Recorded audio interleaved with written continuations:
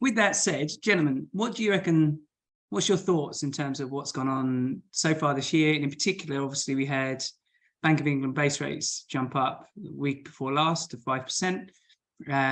What are you seeing? How's the market responding? How are lenders responding? And what should people be thinking about? Straight to the elephant in the room, Lee. Is that 100%? Directly to the point that everyone's thinking about. Okay. Yeah, there's no avoiding it. It's a bit crazy out there at the moment. We thought that we'd seen the worst of it back in October with the now infamous mini budget. We saw basically a taste of what was to come back then. From a broker point of view, it's a very difficult market. I don't know if you'd agree, David. The rates are being pulled pretty much daily. The way that we operate at Willow is that we'll always give advice before we engage. So we'll quote some terms to a client, and then it depends on the speed that they action those terms is when we can send the application. And we have maybe 12 hours to get those terms sent off to the lender and submitted in a full application. There's lots of reasons for it. I think that there's a lot of meddling in the market at the moment from a political standpoint and a monetary policy standpoint. But yeah, David, what are you seeing from the high net worth point of view as well?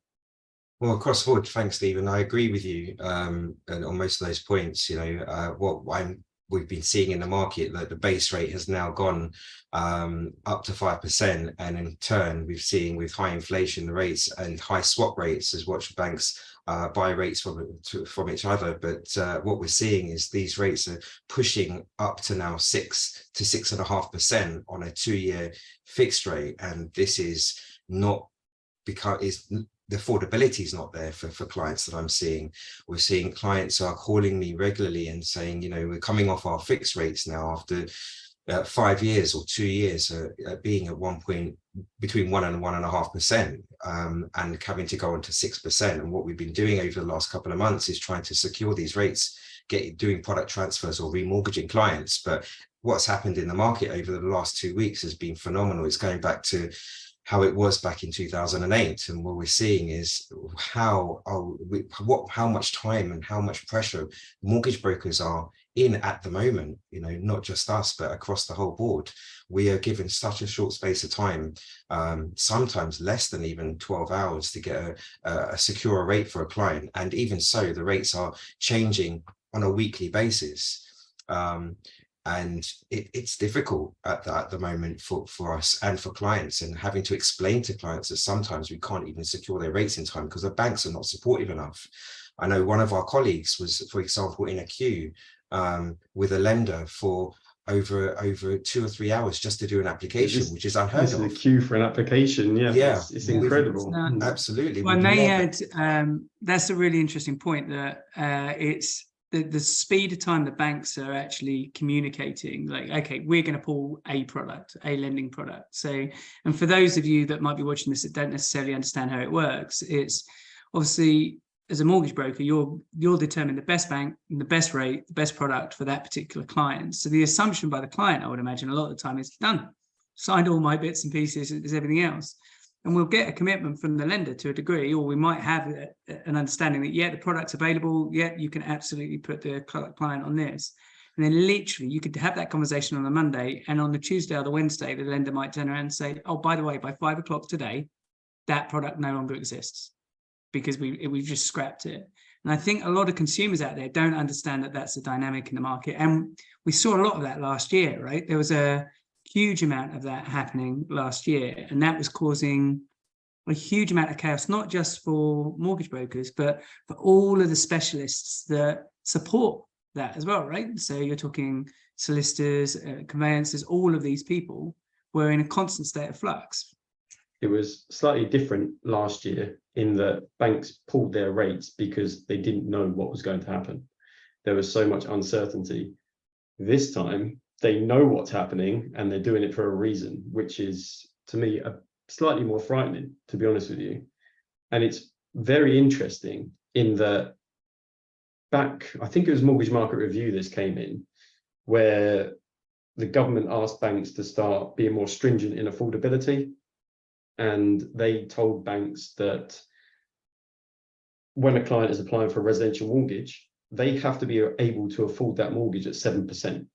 Okay, so the banks were like, okay, how do we get around this? We're going to have to do it. And a lot of us were thinking, why are they putting that such a high rate when rates are at 1.5? And now we're seeing the reason. Okay, but we're in uncharted territory. I don't think that banks really thought that rates were going to get this high this quickly or this soon after MMR. And that's coming back to David, the affordability side of things. Banks don't know what to stress your income at the moment because the guidelines have gone out the window. And luckily for us, we had these relationships with different banks. I mean, I was told by a contact at HSBC 3 days before the rate was being pulled so we could act a bit more quickly. But yeah, the industry as a whole, they don't normally do that. And yeah, it's just you have to be very nimble. Yeah, and I think it's an important point you make there around stressing incomes. So and how do they assess that? Because I put a post up on my LinkedIn, I don't know if it was about a week ago, a couple of weeks ago, because one comment that has been quite common, I would say, since the beginning of last year from people who may have been in the property market for the last 30, 40 years. It's been, well, I remember the days when interest rates went up to whatever, and put your number in, right? But some ludicrous number, okay? But I was looking at something else along that. Someone else put a post up and did a comparable between incomes, property values, and the average cost of the mortgage versus as a percentage of income. Versus what happens today, and they did the calculation, and I think the stat was, I'm remembering this off the top of my head, but it's I think the stats was something like a mortgage in 1981 represented something like 11% of your income as a cost, and now you're well over 50, if not 60%, in terms of the actual cost of the mortgage and what it takes up. And so when we're talking about rates at 5%, 6%, and so on, that you can't say, well, they went to 10, 11, 12, 13, whatever in the past, so we should be fine. It's an entirely different animal today. And so you can see why there's this state of flux with the lenders in assessing their client base, right? Because they don't have any reference point for this.